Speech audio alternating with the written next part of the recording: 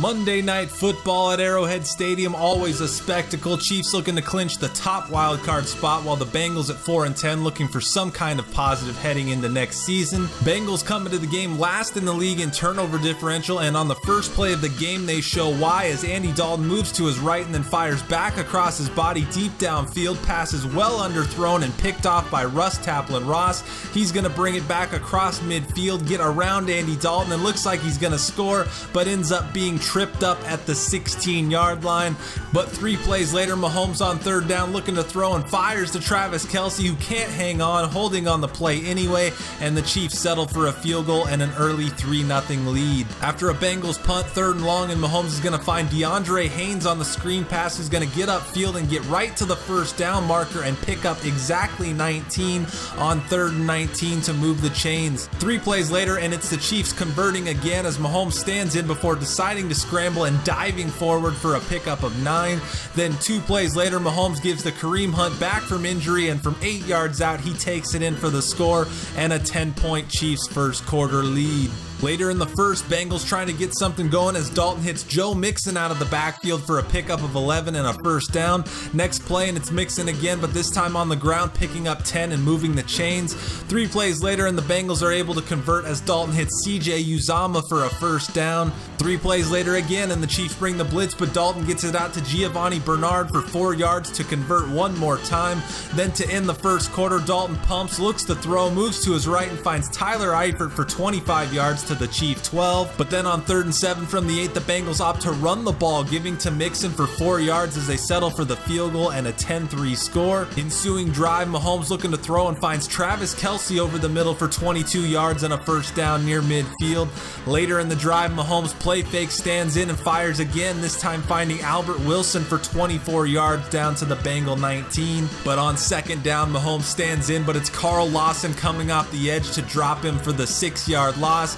Then on 3rd and 16, Mahomes responds with an absolute dart to Travis Kelce, who goes up and this time hangs on, but one more time there's going to be holding on the play, which nullifies the score, and it would prove costly, as on 3rd and 26 now, Mahomes looks to hit Tyreek Hill on the out route, but throws it way too far inside. It's picked off by Bengals rookie Andre Shaw, who's going to take it back 69 yards for the score, and instead of 17 or 13-3, the game is now tied at 10. Chiefs come right back though. First play of the drive goes to Kareem Hunt, who's going to weave his way to 11 yards and a first down. 3 plays later, it's Hunt again taking it up the middle to convert on 3rd and short. And then later in the drive, Mahomes looking to throw, can't find anything, so he moves to his right and then is able to find Tyreek Hill in stride and on his way to the 45-yard score to put the Chiefs back on top, 17-10. After a Cincinnati punt, Chiefs looking for more points before half, but Mahomes looking for Tyreek Hill, and it's well underthrown again off the hands of Andre Shaw and picked off by rookie Joseph Solomon for another Chiefs turnover. Out of the 2-minute warning, 3rd and 4, and Dalton looks to throw, starts to escape the pocket, and then finds AJ Green for 11 and a first down. 3 plays later, 3rd and 5, and Dalton hits a diving AJ Green for the first down. Bengals use their first timeout.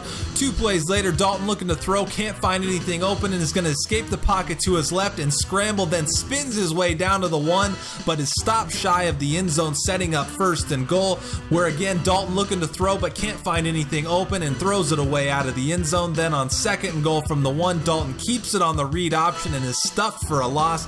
Bengals use their last timeout. And on 3rd and goal, Dalton looking for AJ Green, but is off the mark, and the Bengals again get inside the 10 but have to settle for a field goal. Halftime score is 17-13 Chiefs. After a Chiefs punt to start the 3rd, it's Andy Dalton with the play fake, and he hits CJ Uzomah, the big tight end, who's going to slip through the Chiefs defense and is going to outrun everybody to the end zone for his first score of the year, a 72-yard touchdown pass to put the Bengals out in front. Later in the quarter, 3rd and 5, Mahomes looking to throw, but he's going to be dropped again, this time by Carlos Dunlap, forcing a Chiefs punt.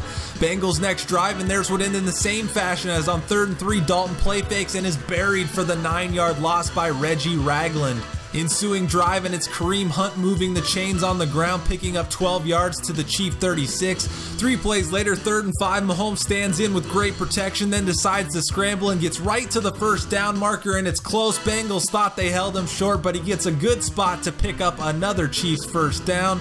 Next play, Mahomes does decide to use his arm this time, finding Albert Wilson for 18 yards into Cincinnati territory. Then 2 plays later, it's Mahomes looking to throw again, and he's going to find Albert Wilson one more time, this time for 21 yards to the Bengal 20-yard line. And on 2nd down, Mahomes is going to look to throw and dump it off to Kareem Hunt out of the backfield, who has his eyes on the end zone but gets stopped short at the 2, setting up 1st and goal. Where the Chiefs spread the Bengals out, Cincinnati doesn't adjust, and Mahomes hits Travis Kelce for the easy score to put Kansas City up 24-20. Bengals near midfield looking to answer back, but it's Reggie Ragland coming up the middle again to drop Andy Dalton for his 2nd sack of the game. Next play, Dalton looking to throw, gets good protection, but escapes the pocket to his left before throwing back across the field to Tyler Boyd. He's going to make the catch, but come up a yard short of the first down marker, bringing up 4th down, where the Bengals opt to throw, play faking to Mixon, but it's NFL sack leader Justin Houston dropping Andy Dalton in the backfield for the sack and turnover on downs.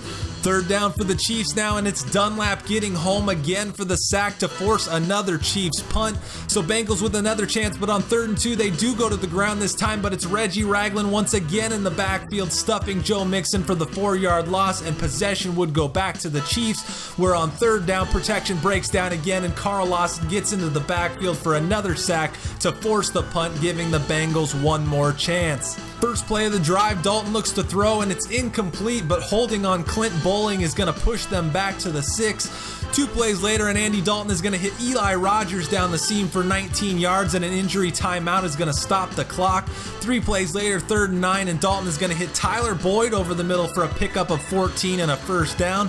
Bengals hurrying it up, and Dalton looking to throw again, but rolls right into Justin Houston as he throws, and his pass falls helplessly incomplete.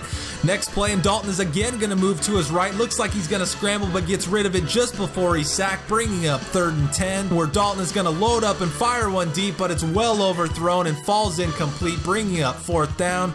And with the game on the line, Dalton looking to throw, and he's going to throw it right into the hands of Reggie Ragland, who can't pick it off, but it doesn't matter because the incompletion seals the game and a 24-20 Chiefs victory. For the Bengals, Carl Lawson gets to Pat Mahomes 4 times, but Andy Dalton only completes 50% of his passes on the night as the Bengals offense squanders multiple opportunities at touchdowns inside the Chiefs' 10. For the Chiefs, Kareem Hunt returns from injury and goes over 100 yards for the 3rd time this year. And on defense, Reggie Ragland has a huge night with 2 sacks and seemed to be right in the middle of every big defensive play by Kansas City.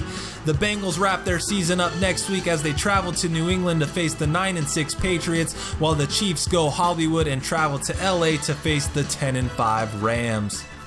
Alright guys, so another win pushes us to 11-4 with 1 game left in the regular season. Not too much to go over with that game. That was just another game that was a lot closer than it needed to be, but no injuries. So with that, we're going to head right into scouting for the week, where we only added 2 players to the draft board. Carlo Charles, a 3-4 left end out of Arizona State, who is a 2nd round projection, but a 7th round true talent. And then we also added a cornerback out of Maryland named Haynes Kennedy to the draft board as well. And he was an undrafted projection and had undrafted true talent as well. And with that, we're going to move on to the league news, starting with scores from Week 16, where the week kicked off on Thursday night with the Patriots beating the Dolphins 27-3. Moving to Sunday, the Cowboys took down the Jags 38-7. Saints win a big game over the Vikings 30-24, and the Bucs upset the Falcons, which means the Saints and Falcons will be playing for the NFC South title in Week 17.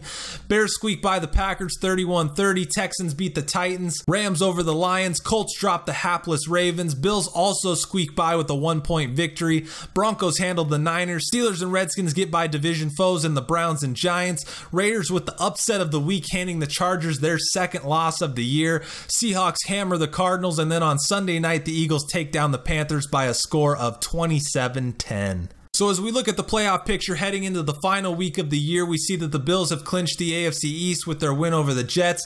The AFC playoff picture is mostly set, but the Colts are hoping for help in week 17 to find a way into the playoffs, either as a wild card over the Pats or by winning the division over the Jags. To the NFC side, the NFC West has been clinched up by the Seahawks, who still have a shot at home field advantage. Both wild card spots have been locked up, but the Saints could jump from the number 5 spot all the way to having a first round bye if they beat the Falcons.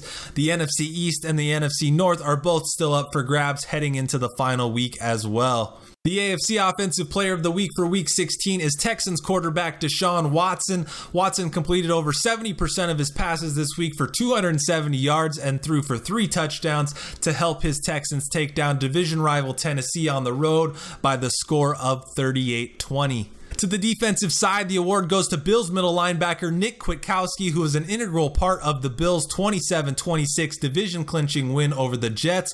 Kwiatkowski tallied 13 tackles along with a sack while also picking off a pass and forcing and recovering a fumble. Kwiatkowski was a 4th-round pick out of West Virginia by the Bears in 2016. And speaking of the Bears, the NFC Offensive Player of the Week goes to Chicago's Cam Meredith, who amassed 140 yards receiving on 9 receptions, 2 of which went for touchdown to help the Bears take down the Packers this week.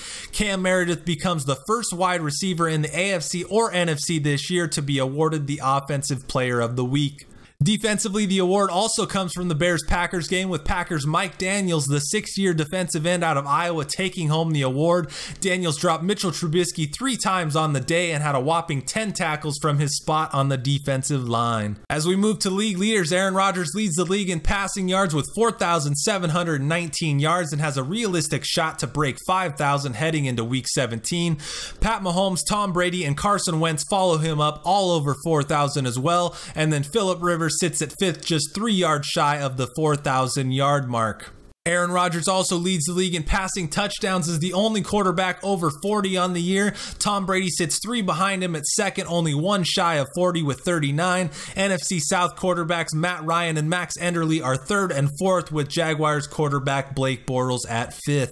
To the rushing leaders, Le'Veon Bell seems poised to take home the rushing title with a 129-yard lead on Ezekiel Elliott, who sits at 2nd. Just like the passing touchdown leaders, 3rd, 4th, and 5th features a Falcon, Saint, and Jaguar, with Devontae Freeman, Alvin Kamara, and Leonard Fournette rounding out the list. As for rushing touchdowns, Alvin Kamara of the Saints leads the way with 17 heading into the final week, while Alex Collins sits just 2 behind in 2nd.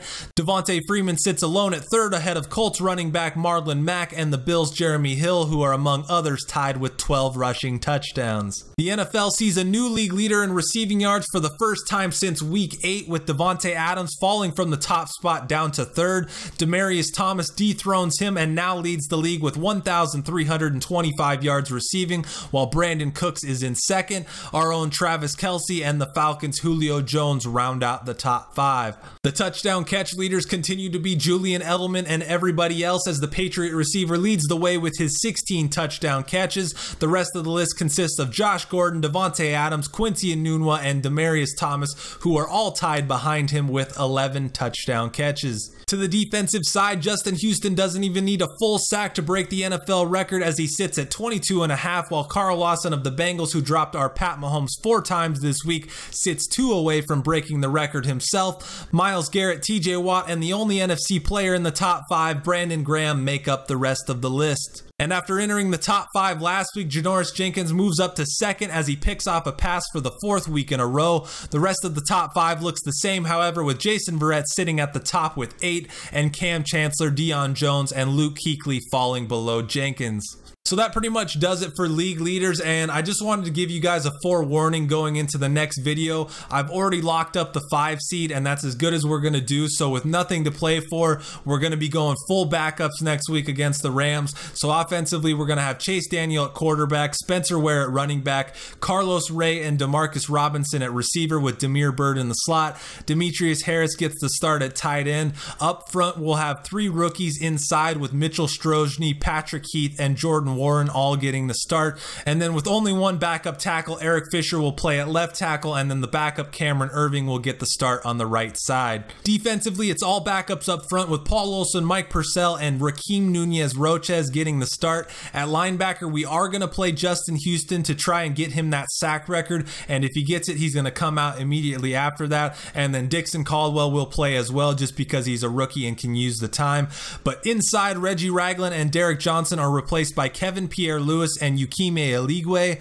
And then our entire secondary is going to be made up of rookies with Bennett Spearman and AJ Sims at corner on the outside. And then Russ Taplin-Ross will start at free safety along with Tamario Wofford at strong safety. But that's going to do it for this week. I hope you guys enjoyed the video and around the CFM news. Join me next time as our backups attempt to take down the Rams in week 17, and then we find out who will be playing in the playoffs as we begin the second leg on the road to the Super Bowl.